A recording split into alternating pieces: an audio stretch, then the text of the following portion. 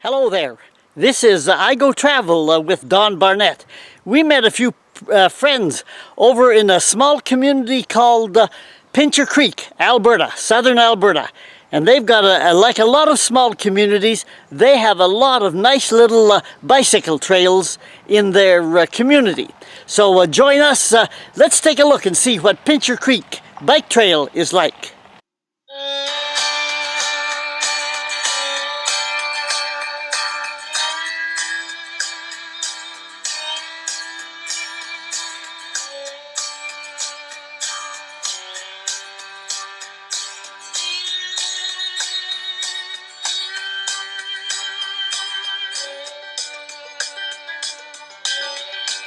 The trail is flat and easy to ride, but we always stopped when we met some walkers and joggers along the trail. Pincher Creek is not a large flow of water, as you can see, but it has flooded its banks in some wet years.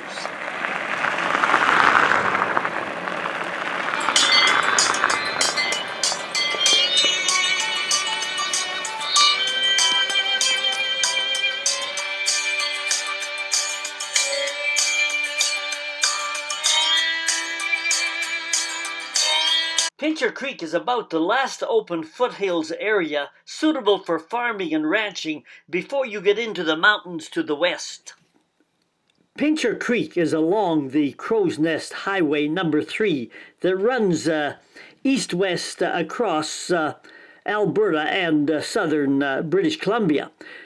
Pincher Creek itself is a couple of kilometers roughly off the highway to the south, and you can go through Pincher Creek and continue on down south on this road right to Waterton National Park, and we rode bikes down there and made a video of that place. And the south end of the national park is right along the U.S.-Canadian border. You can take the road into the park, or you can continue around the park down further south into the United States. That's in the state of Montana. Or if you don't go south, the road continues on eastward to southern Alberta communities like Cardston. The turnoff from Highway 3 into Pincher Creek, there are these large black metal silhouettes out in the field that depict the area.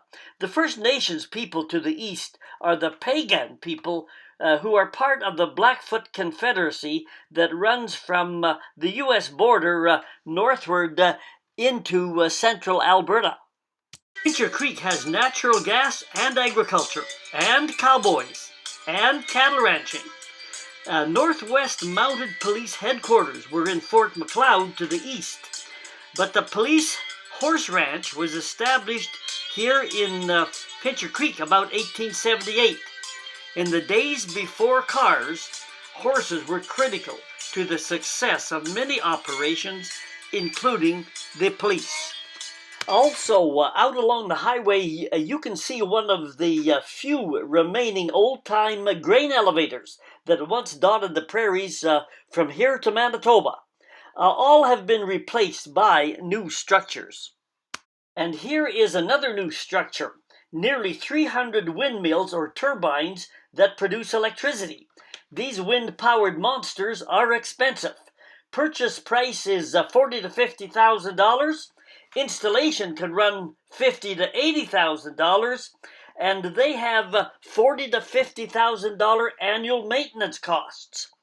Decades ago, the strong winds off the Livingston Range of the Rocky Mountain gave and gave rise to an active flying glider club just to the west. These same winds power these electrical turbines today. Wind power is relatively free but inconsistent. More turbines mean more service roads, more substations, and more transmission lines. Some find the replacing of a mountain view by rotating turbines not so desirable. Bird and bat kill is considerable. Some have complained of the noise level and an increase in headaches and nausea. However, We like the tax base, and maybe we actually do need more electricity. But now we are in town and on the bike trail. Sometimes we rode over bridges to cross the creek, and sometimes we rode under them. We had to be careful, get ready, don't get too close to the person ahead of you. Takes a little bit of courage the first time you do this. Here we go, and here I come. Look out, Ron. Here we go. We're looking good. Ooh, the mud hole down here. Up the other side, and we're rolling. This map shows the highway and the road into Pincher Creek and on down south to Waterton. We were on the bike trail in black here. It starts on the east along the highway and runs along the creek, crosses it a couple of times or so, and ends up on the west side near the fairgrounds.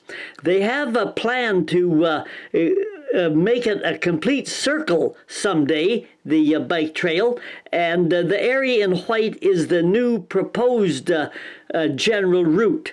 However, once we got to the fairgrounds, we found between gates difficult to get through and just not a well-developed enough trail for an old fella like me.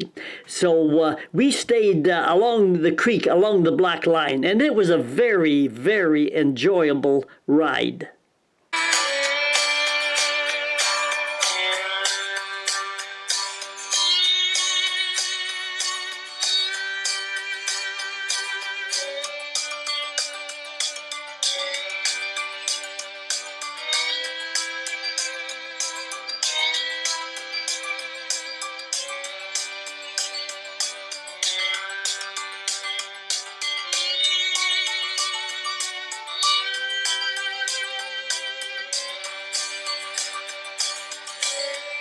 This is one of the main streets in Pincher Creek.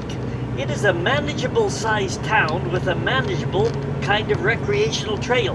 We took some time off bike riding to visit a couple of museums. One was the Kootenai Brown Pioneer Museum that is right in town. First-class gift shop, and you walk through an actual pioneer village. The other was the Heritage Acres Museum. It is largely a display of historic farm machinery. It also had this characteristically and historic Doukhobor barn and home.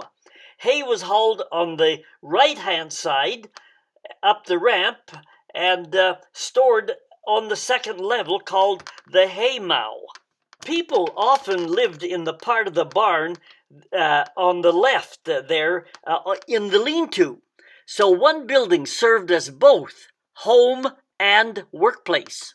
Over the winter, horses and cattle were fed below in the barn by dropping the hay down to the lower level as the animals stood in these partitions or stanchions here.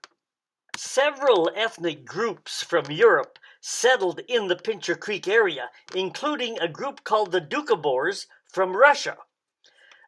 This religious group originally settled in Saskatchewan, and however, they were extremely suspicious of government, which led to them moving to British Columbia.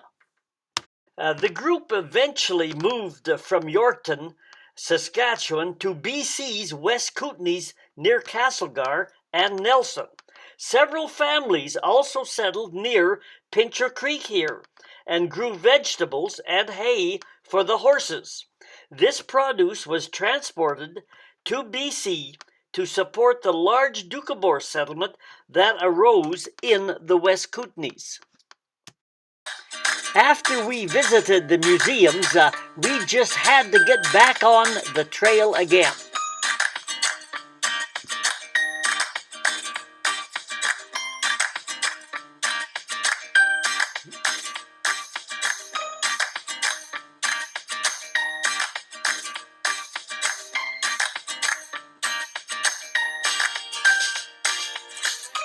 It was easy riding. As you can see, the trail was not too terribly wide, but it was no cow path either. It was just a nice level trail.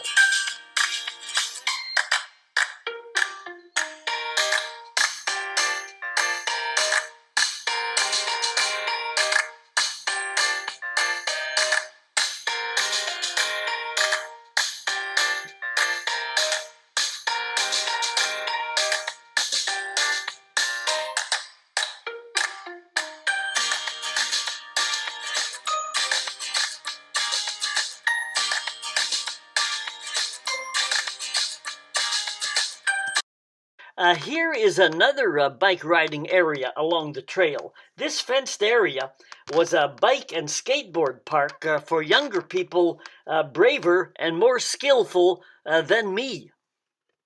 This is my kind of trail, level and smooth and enjoyable to ride. As I followed Ron and my wife along the Pincher Creek Trail. Now we came up to a bridge. We crossed the creek back and forth several times, and this was the first time we had really come across this narrow bridge. And you can see a person in the distance there, a woman walking her dog across there. And while she did that, we kind of stood on the trail and debated, would we ride across or would we walk our bikes across? Well, after some debate, my wife went first, and she decided that she might take the which way? Let's see. You betcha, she's going to walk her bike across. Now, yeah, that's probably if you're not sure, get off your bike and walk it. Now, here's Ron. He's a braver guy. He'll probably ride across. And oh, he looks like he hit that bump at the front of the bridge. And you know, he did the smart thing. He kind of walked up the arched shaped bridge and safely walked it across the bridge. None of this show-off stuff. I was the third one behind at the top at the arch, and I decided to ride down. Here I go. Hey, look at me. Here, hey, whoa, here we go. Whoa, I'm off balance. Look out. Hey, you guys, look out. I'm coming up to you. Get your bike off the trail here. Oh, ow, whoa, whoa. Will you guys stop that camera and get this bike off me?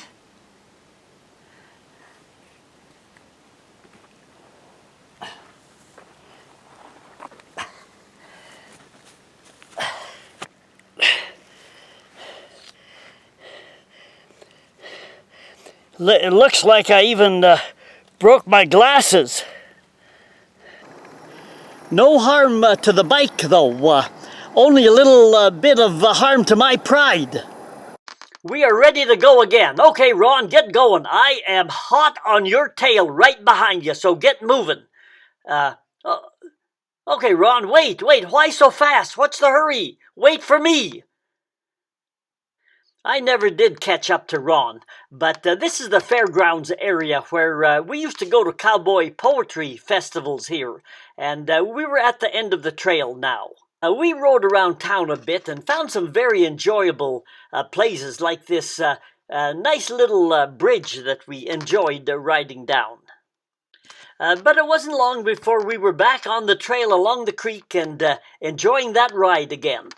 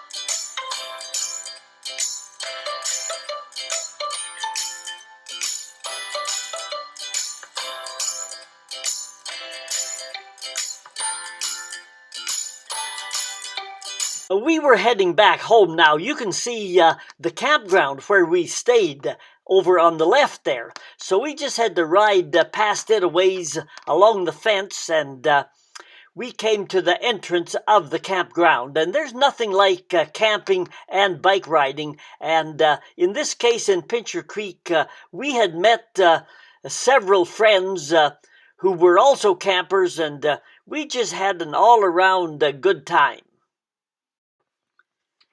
You know, one thing I've noticed about an e-bike is that after you've ridden quite a while and you're older like me, sometimes getting home can really be a bit of a struggle, especially if it's a little uphill and against the wind. But with these electronic boosting little battery bikes, it really helps and just makes riding a whole lot nicer. We biked through the campground and up to where our RVs were parked, as you can see here, and it was the end of just a great bike ride, and before long we were sitting around talking and discussing things and talking about the bike ride and the different things in Pincher Creek that we had seen, and it was just a good time, a very relaxing time. That's the thing about biking. You can mix it in with recreation and camping. I hope you enjoyed the show. Hit the subscribe button and we'll do more biking down the trail. This is I Go Travel with Don Barnett.